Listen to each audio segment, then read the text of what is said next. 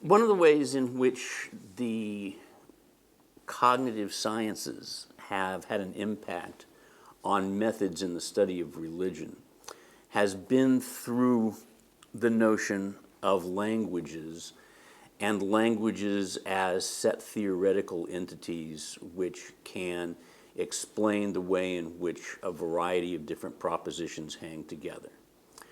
And it's perfectly reasonable to study languages that way. It's perfectly reasonable to use computer programs to figure out, how the semantics and the syntax of various languages hold together, and whether or not we can write a computer program that can have the suppleness and fluidity of a natural language.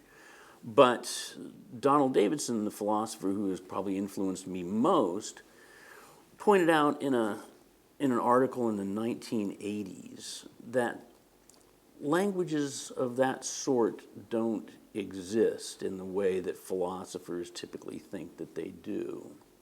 Right?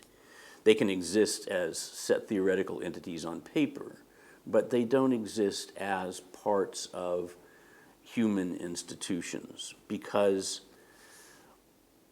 what comes first is the idiolect, the individual form of verbal behavior that toddlers begin to learn, well, in some sense, before they're even toddling, right? And so at some time between, 9 months and a year, you've got infants mimicking the sounds that are directed towards them by other human beings. Right? They don't know anything at this point. At least I would argue that they don't know anything. There's no inner language that they're using to translate the outer language. They're just, because of the way we evolved, they have an instinct for mimicry and an instinct for what we can call babble, or verbal behavior. And part of what happens in those first 5 or 6 years is that the 1 or 2 or 3 or 5 people around them shape that instinctive behavior into recognizable, institutionalized method of exchanging information. Right? Another philosopher that influenced me many, many years before Davidson was Wittgenstein, and particularly in the Philosophical Investigations, where he points out that what we do in teaching the baby language is to teach that little kid to substitute one thing for another. So if I bring the baby back into the room, right, and poke it with Jeannie's knife, the baby will make a noise, probably a noise that we would associate with pain. So what do we do as parents?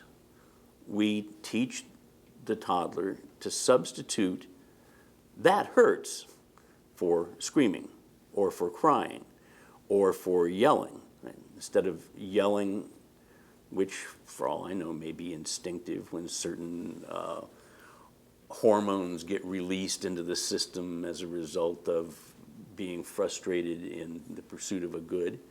Instead of yelling, we say, "Infant, substitute 'I feel aggrieved' for yelling." Just as we say, "Infant, substitute 'that hurts' for crying," or "Mommy, I hurt" for crying. And then once we get them to do that, we start to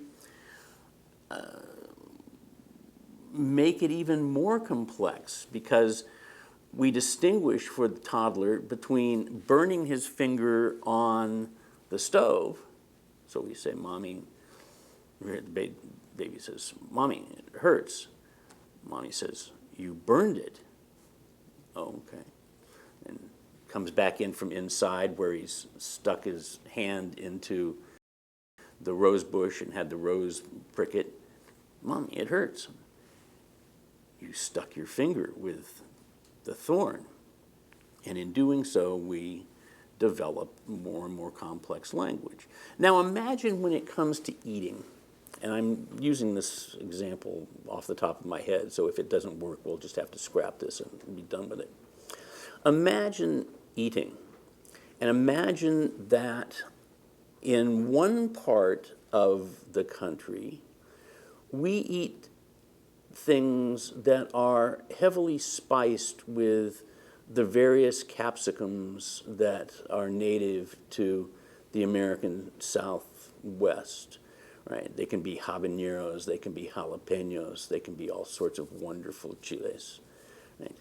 And the infant responds to these things, and I say, yes, it's spicy hot. The infant goes, spicy hot. And since the infant wants typically to maintain its position within this exchange of information, right, I feed it this, and since I smile when I eat the spicy hot, the infant smiles when it eats the spicy hot. Compare this to some poor buggers up in Minnesota, right? And they eat nothing but overcooked beef and potatoes and maybe some canned green beans.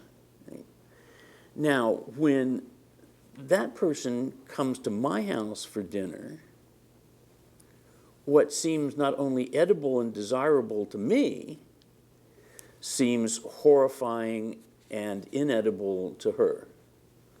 Right?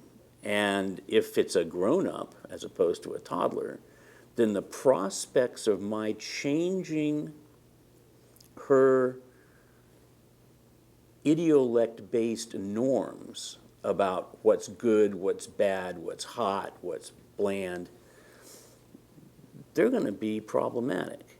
And so I will have to negotiate yet further complexities of language, which are, going back to the, how you live as opposed to what you believe, they're going to transform the way in which I cook, the kinds of things I serve, the places we go out to dinner. With any luck, we'll modify them so that I get to have some of what I want. She gets to have some of what she wants.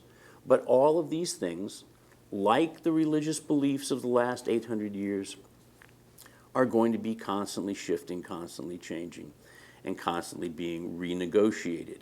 In other words, rather than there being a static language any more than there is a static religion or a static ethics, there's going to be these natural vocabularies which have been formed in particular societies and which then have to be negotiated across societies as we develop ways of interacting.